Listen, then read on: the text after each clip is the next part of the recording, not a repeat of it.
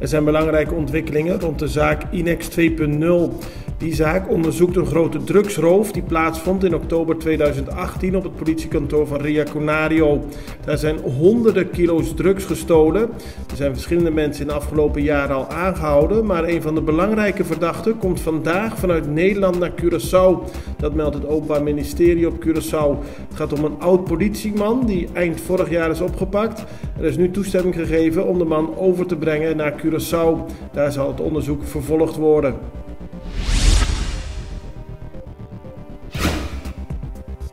De leider van de fractie van de MFK in het parlement, Americo Today, snapt niet dat het Openbaar Ministerie met de handen over elkaar blijft zitten en niets doet aan de reeks beledigingen die worden geuit aan het adres van minister-president Gilmar Pisas.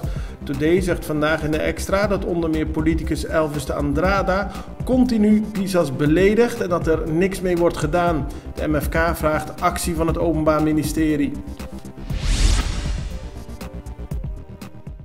Na Colectra, nós toma tempo para servir ora com mais de comunibo. Llama-nos centro de cliente na telefone 0800 035 de jaluna para viernes voor die setor de mente te com setor de noite para turno serviço nan of patrãozita. Se você transita para sabra, também por hora. Por escolher para trabalhar, riba aqualectra.com e aproveitar a mesura, põe o documento na cerca para visita cerca nós vai mais fácil. Sim, a Colectra su centro de cliente wordt klaar para servir na momento que você comini abo.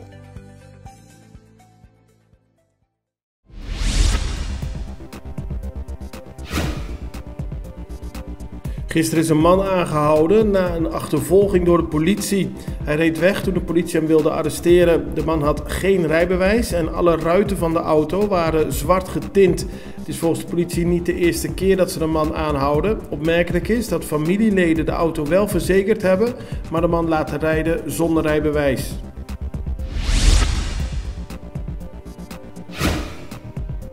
In het afgelopen weekend zijn er 2 patiënten overleden die in het ziekenhuis lagen met COVID. Het gaat nu in totaal om 229 overleden COVID-patiënten sinds maart 2020. Op dit moment liggen er 41 patiënten in het ziekenhuis, waarvan 11 op de intensive care.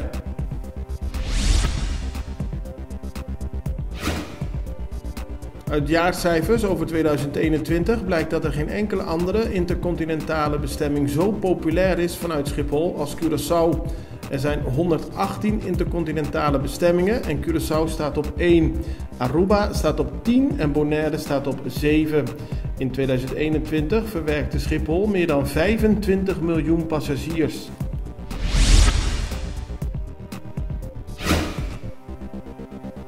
De nieuwe staatssecretaris van Koninkrijksrelaties, Alexandra van Huffelen, komt naar de Caribische eilanden. De nieuwe staatssecretaris is op 8 februari op Curaçao en doet later die week de andere eilanden aan.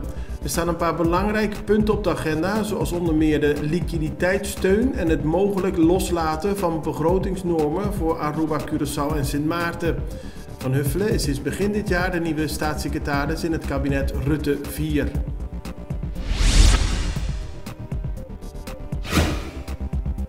Curaçao heeft te kampen met een grote jeugdwerkeloosheid. Die is meer dan 42% volgens cijfers van het Centraal Bureau voor de Statistiek.